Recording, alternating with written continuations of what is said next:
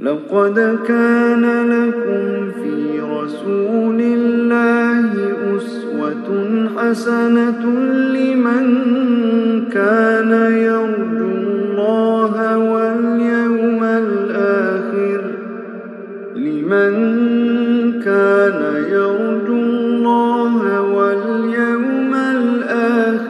وذكر الله كثيرا. بسم الله الرحمن الرحيم. الحمد لله والصلاة والسلام على رسول الله وبعد. السلام عليكم ورحمة الله وبركاته. Урматтуу момун мусулман бир туугандар, пайгамбарыбыз Мухаммад саллаллаху алейхи вассаламдын өмүр баяны тууралуу болуп жаткан сира сабагыбызды окууну андан ары улантабыз.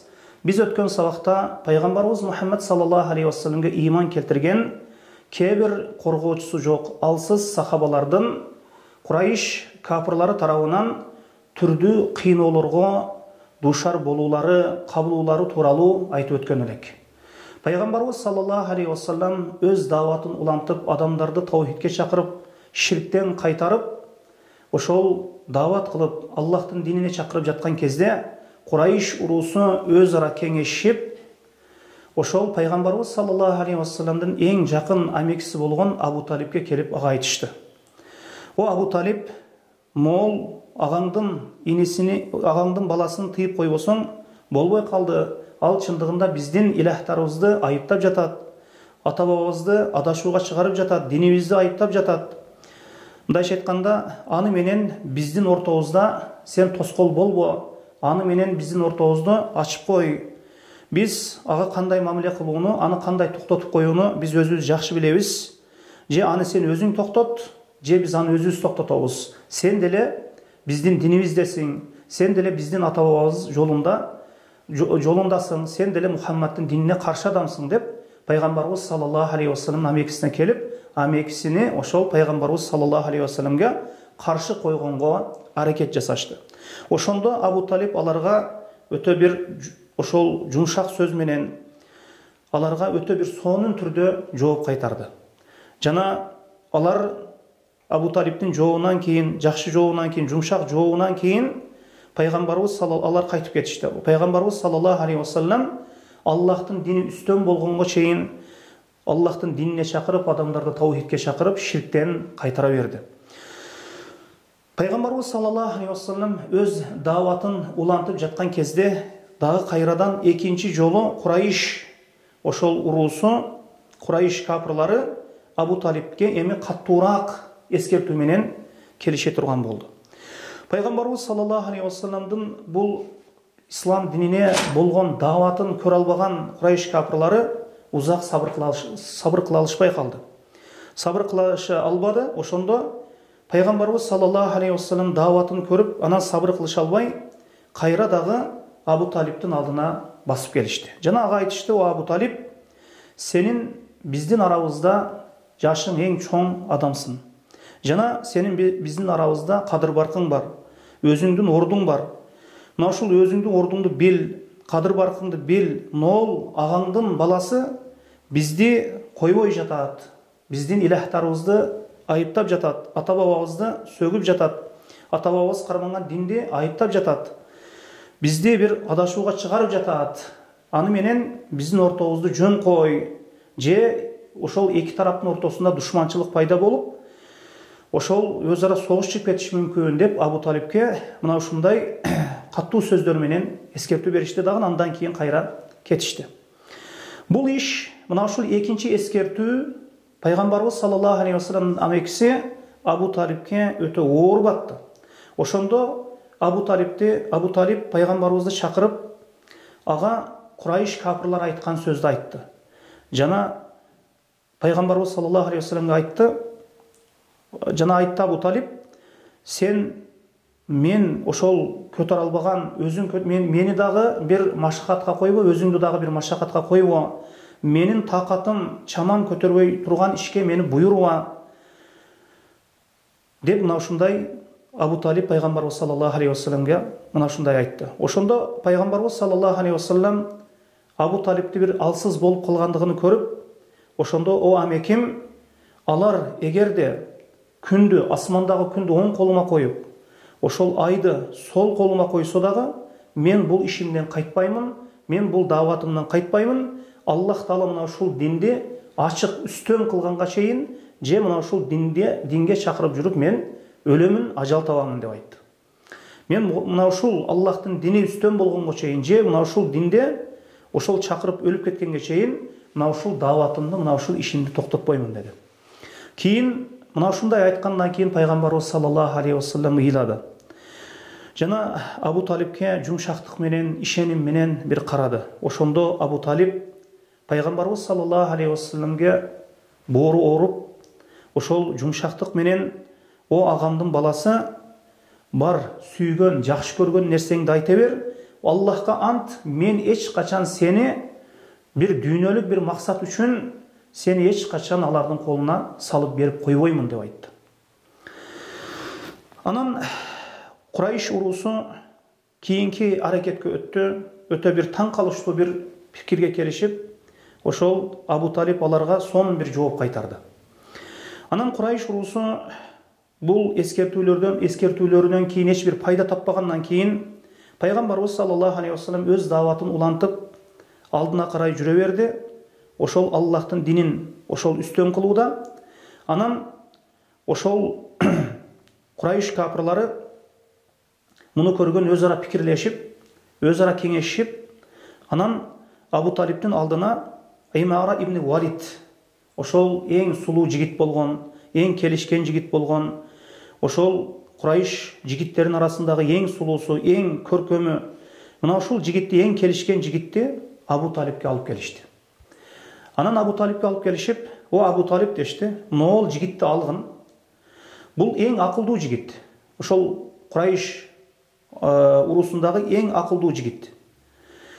Мына ушуну бала кылып алгын, ошол агаңдын баласын бизге коюп бергин" деди. "Бизге салып бергин" дешти. Чындыгында могул агаңдын баласы биздин ата бабабыздын динин айыптап жатат, жана коомду экиге бөлүп жатат. Биз мына ушул жигитти бала катары өзүңө алгын, бизге ошол агаңдын баласын салып бергин, бизге коюп бергин" дешти. Ошондо Абу Талиб аларга бир сонун бир жооп кайтарды: "Аллахка ант, силер мени өтө бир жиркенч, өтө бир жаман нерсеге буйруп жатасыңар" деди. "Мен силерге ошол мага бир баланы берсеңер, мен аны тамактандырсам, мен аны карасам, мен аны камсыздасам, анан мен өзүмдүн баламды, өзүмдүн тууганымды силерге берип койсом өлтүргүлө" деп аны деп. Мына ушундай сонун бир жооп кайтарды. "Силер мага өзүңөрдүн балаңарды берсеңер, мен аны тамактандырсам, мен аны камсыздасам, а мен өзүмдүн баламды, мындайча айтканда өзүмдүн ошол сөөктөш тууганымды силерге берсем, силер аны өлтүрсөңөр, Аллахка ант, бул эч качан мындай болбойт" деп айтты. Мына ушундай сонун бир жооп кайтарды. Анан Абу Талибтен дагы бир натыйжа чыкпагандан кийин Курайш капырлары, андан кийин Курайш капырлары жаман бир аракеттерге өттү пайгамбарыбыз саллаллаху алейхи вассаламга каршы. Анан бул Абу Талибке кайрылып бир майнап чыкпагандан кийин, бир натыйжа чыкпагандан кийин пайгамбарыбыз саллаллаху алейхи вассаламдын өзүнө карата булар ошол чектен чыга баштады. Пайгамбарыбыз саллаллаху алейхи вассаламды мындайча айтканда жаман бир маскаралап, жаман бир мындайча айтканда кыйноолорго өтүштү. Пайгамбарыбыз саллаллаху алейхи вассаламдын өзүнө жеке зыян берүүлөргө өтүштү, башка мусулмандар сыяктуу. Пайгамбарыбыз саллаллаху алейхи вассалам дааватын улантат эле, адамдарды таухидке чакырып, ширктен кайтарат эле. Анан пайгамбарыбыз саллаллаху алейхи вассаламдын кошуналары болот эле. Ошол пайгамбарыбыз саллаллаху алейхи вассаламдын үйү тийип турган ошол кошуналардын бирөөсү өзүнүн эле атасынын ошол бир тууганы Абу Лахаб эле. Амекиси Абу Лахаб. Бирок бул киши ошол пайгамбарыбыз саллаллаху алейхи вассалам пайгамбар болгондон тартып пайгамбарыбыз саллаллаху алейхи вассаламга каттуу душмандык кылган киши. Анан ошол пайгамбарыбыздын кошуналары мына эң жаман капырлар Абу Лахаб жана Вал-Хакам ибн Абил Ас ибн Умайя. Бул киши дагы пайгамбарыбызга кошуна эле. Жана Уқбата ибн Аби Муайид, бул киши дагы пайгамбарыбызга кошуна эле.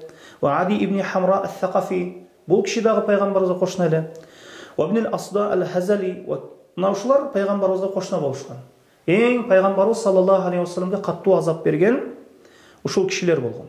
Анан ушулар кээде пайгамбарыбыз саллаллаху алейхи вассалам намаз окуп жатса, ошол төөнүн ичек карынын алып келип пайгамбарыбыздын үстүнө таштап коюшат эле ушулар.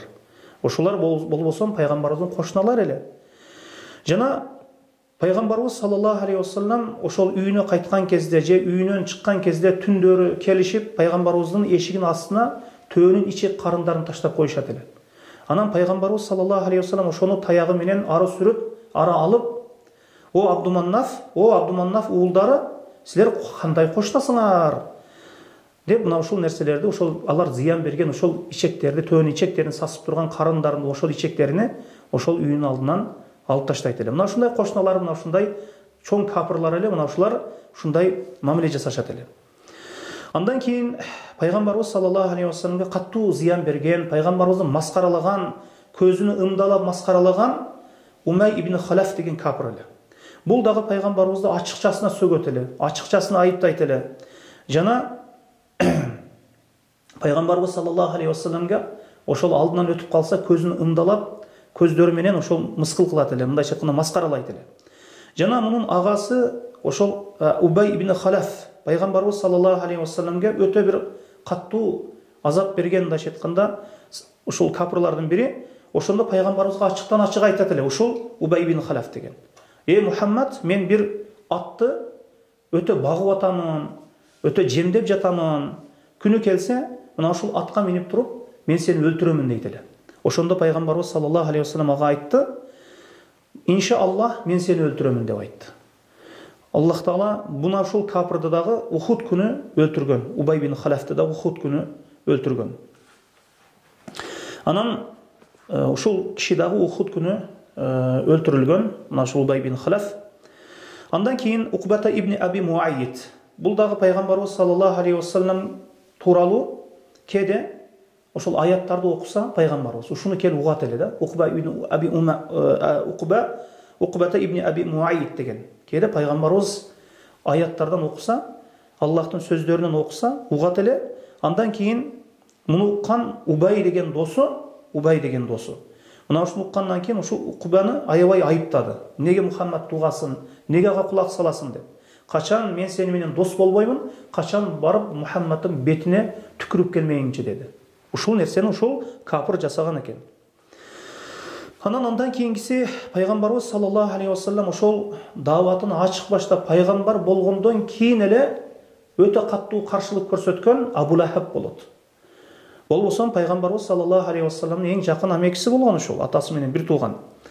Мына ушул киши дагы пайгамбарыбыздын эң душмандарынын бири. Анан пайгамбарыбыз саллаллаху алейхи вассаламга ошол пайгамбар болгонго чейин ошол Утайба жана Утайба деген эки баласыны пайгамбарыбыз саллаллаху алейхи вассаламдын эки кызына ошол Рукия жана Умму Кулсумга үйлөндүргөн экен. Пайгамбарыбыз саллаллаху алейхи вассалам эки кызыны Абу Лахабтын эки баласына берген экен да. Качан пайгамбарыбыз саллаллаху алейхи вассалам ошол пайгамбар болгондон кийин ошол Абу Лахаб аялы менен ушул Мухаммаддын кыздарына, балдарына талак коесуңар деп талак кылдырып ажыратып жиберишкен экен. Бул Абу Лахабтын аялы дагы Умму Жамил, бул аял дагы пайгамбарыбызга каттуу душмандык кылган аялдардын бири болуп саналат. Ошол Абу Суфияндын ошол карындашы болот. Абу Лахабтын аялы болот. Анан пайгамбарыбызга каттуу душмандык кылган, пайгамбарыбыз саллаллаху алейхи вассалам баскан жолдорго тикенектерди таштайт эле, түрдүү зыян берүүчү таштарды, тикенектерди таштайт эле. Анан кала берсе пайгамбарыбыз саллаллаху алейхи вассалам түнү өтө турган, сахабалары менен жүрө турган жолдорго ошол тикендерди көмүп коет эле. Тикендерди коюп коет эле. Ошол зыян бериш үчүн. Качан күндөрдүн бир күнү Таббат яда Аби Лахаби ва таб, Абу Лахабтын кургап калсын деген аят түшкөндө ушул аял угуп калып, анан Мухаммад мени жаманатты кылыптыр деп ошол майда таштардан топтоп алып, анан пайгамбарыбыз саллаллаху алейхи вассаламды издеп жөнөдү. Издеп барса пайгамбарыбыз саллаллаху алейхи вассалам Абу Бакр радыйаллаху анху менен Кабанын жанында отурган болот. Ошондо Абу Бакр радыйаллаху анхуну көрөт дагы пайгамбарыбыз саллаллаху алейхи вассаламды көрбөй калат Аллахтын кудурети менен. Анан Абу Бакрга айтат: "О Абу Бакр, сенин досуң кайда?" дейт. "Ал мени жаманатты кылыптыр. Мен азыр мына ушул топтоп келген таштарды анын бетине таштайм, анын бетине ошол урамын, мына ушул таштар менен" деп мына ушундай ачууланган абалда келет. Ошондо Аллах Таала анын көзүнүн нуруну пайгамбарыбыз саллаллаху алейхи вассаламды көрүүдөн алып койгон экен. Ошондо ал аял Абу Бакыр анан айтат, ошол кеткенден кийин мен пайгамбарыбыз саллаллаху алейхи вассаламдан сурадым, жанагы аял сизди, ошол Абу Лахабтын аялы сизди көрбөдү дегенде, Аллах Таала аны ошол көзүнүн нуруну, көзүнүн көрүүсүнө мени алып койду деп. Болбосо пайгамбарыбыз саллаллаху алейхи вассалам Абу Бакырдын жанында отурган. Келип Абу Бакырды көрүп, ошол пайгамбарыбыз саллаллаху алейхи вассаламды көрбөй калган. Аллах Таала мына ушундай капырлардын жамандыгынан пайгамбарыбыз саллаллаху алейхи вассаламды сактап койгон. Анан ошол Курайш капырлары пайгамбарыбыз саллаллаху алейхи вассаламды пайгамбарлыгына чейин Амин деп аташат эле. Аманаткөй деп аташат эле. А пайгамбар болгондон кийин пайгамбарыбызга көрө албастык кылып, ушунча бай адамдар турсак, ушул Меккеде жана Таифте ушул келип эми жетим Мухаммад пайгамбар болобу деп пайгамбарыбызга музаммам деп ушул айыптоочу, биздин илахтарды, ата бабабыздын динин айыптоочу адам деп музаммам деп аташып алган болчу. Жана пайгамбарыбыз саллаллаху алейхи вассаламга каттуу азап берген ошол капырлардын дагы бири Ахнас ибн Шариф ас-Сакафи. Бул киши дагы пайгамбарыбыз саллаллаху алейхи вассаламга түрдүү азаптарды берген. Жана пайгамбарыбыз саллаллаху алейхи вассаламга ошол өтө каттуу зыян берген ошол жаман киши Абу Жахил. Абу Жахил болгон, пайгамбарыбыз саллаллаху алейхи вассаламдын дининен адамдар тосот эле. Жана пайгамбарыбыз саллаллаху алейхи вассаламга өзгөчө зыян берген капырлардын бири болуп саналат. Жана пайгамбарыбыз саллаллаху алейхи вассаламды Кабада намаз окуудан кайтарган дагы, тыйган дагы ушул киши болот. Жана пайгамбарыбызды качан пайгамбарыбызга зыян берсе, пайгамбарыбызга бир зыян берсе, бир Кабадан намаз окуудан тыйса, ушуну көрүп ал сыймыктанат эле. Сыймыктанат эле. Жана пайгамбарыбыз саллаллаху алейхи вассалам ошол бир жолу Кабадан намаз окуп турган кезде пайгамбарыбыз саллаллаху алейхи вассаламга ар кандай жаман сөздөрдү айтты. Ошондо пайгамбарыбыз саллаллаху алейхи вассалам ошол Абу Жахилди ошол жакасынан кармап туруп силтеп койгон экен да. Ошондо аулалака фаула сумма аулалака фаула, сага да өлүм болсун, дагы өлүм болсун деп мына ушундай айткан кезде, о Мухаммад, мени сен коркутуп жибердиң дейт Абу Жахил. Ошондо Аллахка ант, о Мухаммад, мына ушул эки тоонун арасында менин колдоочуларым, мага ээрчиген адамдар, менин колдоочулар сени колдоочуларга караганда, сени ээрчигендерге караганда мени ээрчигендер, мени колдогон адамдар көп, о Мухаммад, колуңдан эч нерсе келбейт деп айтат. Жана ошондой эле дагы пайгамбарыбыз саллаллаху алейхи вассаламга зыян берген ошол зыяндарынан бирөөсү, ошол бир күнү өзүнүн үлпөттөш достору менен Абу Жахил Кабанын жанында отурган кезде пайгамбарыбыз саллаллаху алейхи вассаламга көзү түшүп калат. Анан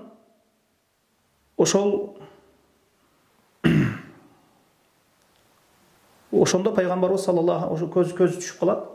Мына ошондо ошол досторуна айтат, өзүнүн үлпөттөш досторуна айтат, ким азыр ошол Мухаммад намаз окуп жаткан кезде, сажда кылып жаткан кезде, кимиңер барып баланчы жерде союлган төөнүн ичек чабактарын алып келип, ошол Мухаммаддын үстүнө коет дегенде, ошол бактысыз болгон эң жаман капыр Укбата ибн Аби Муайт деген киши ошол балан жерде союлган төөнүн ичек чабактарын алып келип, ошол пайгамбарыбыз саллаллаху алейхи вассалам саждага барган кезде ошол инине коет, үстүнө коет да. Ошондо алар бири-бирине карап аябай күлүшүп, анан Абдулла ибн Масуд бул хадисти өзү Имам Бухариде риваят кылган. Пайгамбарыбыз саллаллаху алейхи вассалам саждада турат эле дейт. Үстүнө алып келип туруп, ошол Укба ибн Аби Муайт деген киши капыр ошол төөнүн ичек чабактарыны үстүнө коюп салды дейт. Менде күч жок эле, мүмкүнчүлүк жок эле ошону барып пайгамбарыбыздын үстүнөн алып койгонго. Ошондо пайгамбарыбыз саллаллаху алейхи вассаламдын кызы Фатима келип, пайгамбарыбыз саллаллаху алейхи вассаламдын үстүнөн ошол төөнүн ичек чабактарыны, сасып жаткан ичек чабактарыны ошол алып салды. Ошондо пайгамбарыбыз саллаллаху алейхи вассалам кийин дуа кылган экен, Аллахума алейки би Курайш. Аллахым, сен өзүң мына шу Курайшке өзүң жетиштүүсүң деп дуа кылып жиберген экен. Ошондо пайгамбарыбыз дуа кылганда Курайш капырлары коркуп кеткен. Анткени Аллахтын үйүндө ошол пенде дуа кыла турган болсо кабыл болуусун алар дагы билишет болчу. ошондо Аллаху алейке би фулан бу фуланым деп, баланчыга Аллах өзүң жетиштүүсүң, баланчыга Аллахым өзүң жетиштүүсүң деп, мына ушундай пайгамбарыбыз саллаллаху алейхи вассалам дуа кылып жибергенде, барысы мына ошол жерде пайгамбарыбызга зыян берген капырлардын барысы Бадыр күнү өлтүрүлгөн. Барысы Бадыр күнү өлтүрүлгөн. Мына ушундай пайгамбарыбыз саллаллаху алейхи вассаламга катуу зыян беришкен. Анан күндөрдүн бир күнү ошол Абу Жахил ошол пайгамбарыбыз саллаллаху алейхи вассаламды ошол ким ошол мен азыр дейт. Пайгамбар мен азыр Мухаммадтын бетине, ошол мойнуна, ошол башына бутумду коёмун дейт. Ал ошол Лат менен Уззага ант, мен барып азыр Мухаммадтын ошол мойнуна бутумду коёмун дейт да. Анан пайгамбарыбыз саллаллаху алейхи вассаламга жакындаган кезде Абу Жахил ошол коркуп кетет, артка кайтып кетет. Жана пайгамбарыбыздын жүзүнө, ошол баш тарабына, ошол мойнуна бутумду коём деген убакытта кокусунан эле артка кайтып кетет. Ошондо айтышат: Абул Хакам, анткени Абул Хакам деп аталуусунун себеби дагы Курайш урусунун ортосунда өтө кадыр баркы арасында, Курайш урусунда өтө кадыр баркы бийик эле. Абу Жахилдин көп маселелерди чечип коет болчу. Анан о Абул Хакам, сенга эмне болду? Сен кайтып кеттиң, Мухаммадка ошол бутум менен ошол жүзүнө бутумду коём деген айттың эле, кайтып кеттиң артыңа. Эмне үчүн сен бул артка кайтууңа эмне себеп болду дегенде, ошол Аллахка ант эми мени менен ардын ортосунда мен жакындаган кезде бир чуңкур пайда болду дейт. Чуңкур пайда болду, бир оттон болгон чуңкур пайда болду, бир пайда болду дейт. Анан мен артка кайтып кеттим коркконумдан дейт. Анан пайгамбарыбыз айткан ошол хадисинде, эгер ал мага кичине жакындаганда периштелер аны алып кетет болчу. Анан аны бөлөк кылып, ошол бөлүп таштайт болчу периштелер деп айтат. Эми пайгамбарыбыз саллаллаху алейхи вассаламга катуу зыян берген ошол капырлар ошол бешөө экен. Эң катуу бир зыян бергендер бешөө. Ал-Валид ибн ал-Мугира al-Makhzumi, wal-Aswad ibn Abdul Yaghus az-Zuhri, wa Abu Za'ma al-Aswad ibn Abdul Muttalib as-Sadi, wal-Harith ibn Qays al-Khuza'i, wal-As ibn Wa'il as-Sahmi. Мына ошолар пайгамбарыбызга жакындаш, мындайча айтканда, тууган болуп кетет ошолар барысы. Мына ошол 5 киши пайгамбарыбыз саллаллаху алейхи вассаламга катуу зыян беришкен. Ошондуктан булардын зыянына, булардын маскарасына инна кафайнакал мустахзиин ва Мухаммад, ошол маскара кылуучуларды, күлүүчүлөрдүн үстүнөн биз өзүбүз жетиштүүбүз деп айткан. Эми аммал Валид кандай өлгөн? Мына ошол капыр кандай өлгөн? Буга ошол мурда 2 жыл мурда бир жерине жанын огу тийген болот. Ошол огу жанын огунан ошол жери жаратылып, жарасы айыккан болот. Бирок ошол жерде ошол жаранын изи калган болот. Ошону Жебрейл алейхиссалам келип туруп ошого ишара берип коет.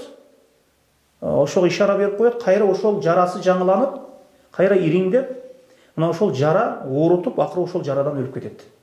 Мына кыйналып өлөт өлгөндө дагы. Эми андан кийинги Асвад ибн Абдул Ягус, бул Жебрейл алейхиссалам буга келип башына бир ишара кылат. Башына бир көрсөтмө берет да. Ошондо башында бир жара пайда болуп, ошол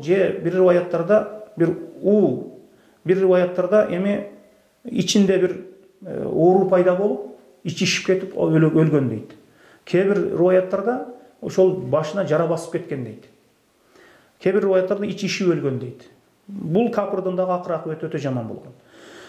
Эми Аммал Асвад ибн Абдул Мутталиб бул пайгамбарыбызга катуу зыян берген. Пайгамбарыбызды аябай кыскан, катуу зыян берген ошол капырлардын бири. Ошондо пайгамбарыбыз бул кишиге дуа кылган экен да, Аллахумма амма басару. Аллах мунун көзүнү көркүп койгон деген экен. Жана баласыны эртерээк алган, баласын мындан эртерээк ажыраткан деп дуа кылган экен. Анан Жебрейл алейхиссалам келип, анын көзүнө, мындайча айтканда бетине ошол тикенекти, бир тикенди мындай ишара кылып, мындайча айтканда колу менен Жебрейл алейхиссалам бир тикенди жүзүнө каратып бир атып коет.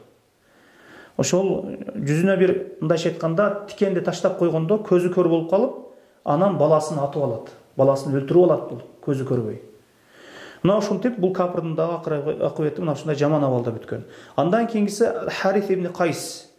Муну дагы ичинен бир суу пайда болуп, ошол ичинен чыгып ошол суу жана ошондой оозунан чыгып бул ичинен бир сарык суулар чыгып өлөт бул дагы. Андан кийин Аас ибн Вайл бул киши дагы бир жерде басып ошол бир тикенди басып алып, тикен кирип кетип бутунан. Анан ошол тикен мээсине жетип барып анан өлөт. Өтө кыйын болуп өлөт. Өтө өлгөнгө чейин өтө кыйналып өлөт. Бир тикенди басып алып, анан тикен ошол мээсине жетип кыйналып өлөт. Мына ошол капырлар эми пайгамбарыбыз саллаллаху алейхи вассаламды ошол вакытта маскара кылган капырлардын акыр акыбети мына ушундай бүткөн. Эми азыркы кезде дагы кээде пайгамбарыбыз саллаллаху алейхи вассаламды көрө албастыктан, пайгамбарыбыз саллаллаху алейхи вассаламды миллиарддаган үммөтү бар экендигин көрө албаган кээ бир ошол капырлар, кээ бирлери ошол капырлар ошол пайгамбарыбызды маскара кылышат. Албетте алар дагы узак барбай жазасын алышат. Аллах Таала инна кафайнакал мустахзиин, о Мухаммад, сени маскара кылуучуларга биз жетиштүүбүз деген. Эртеби кечпи шашпаса мындан беттер аябай жаман азаптар болот ошол адамдарга. Анан бул эми биз жогоруда айткан нерселердин баарысы ошол кыскача айтып өтүп атабыз. Эми пайгамбарыбыз саллаллаху алейхи вассалам мына ушундан кийин дагы дааватын улантты, таухидке чакырды, ширктен кайтарды. Пайгамбарыбыз саллаллаху алейхи вассалам дааватын улантып атты. Эми пайгамбарыбыз саллаллаху алейхи вассалам алгач ошол Меккеде даават кылган кезде өзүнүн сахабаларына албетте алгач жашырын болгон.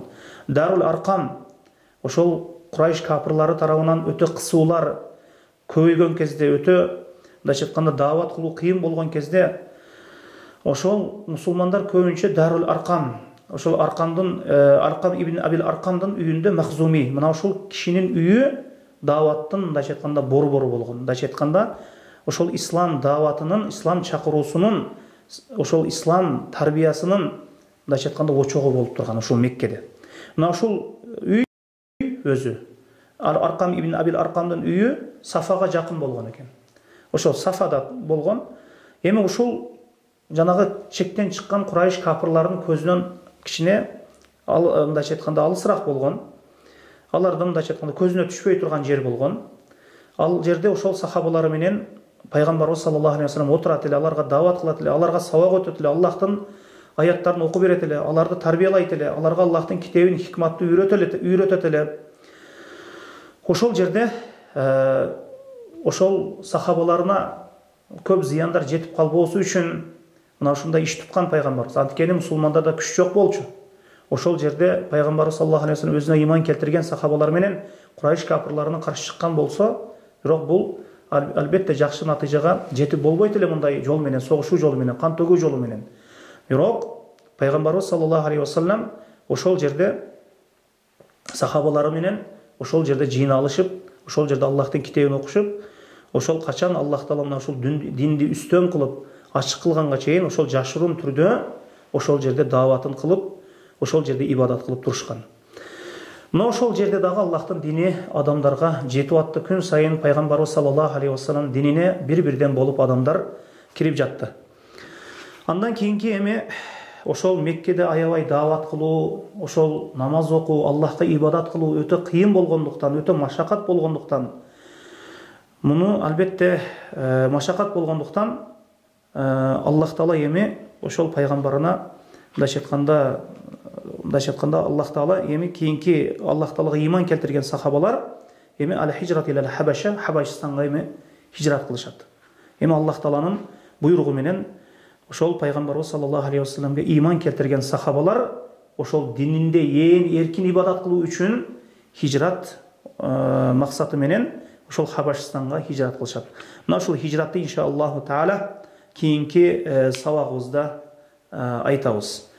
Мына ушул жерге чейин Аллах Таала сабактарыбызга өзү береке берсин, илимине амал кылган пенделердин катарына кошкон болсун. Субханакаллахумма бихамдика ашхаду ан ла илаха илля ант ва астагфирука ва атубу илейк.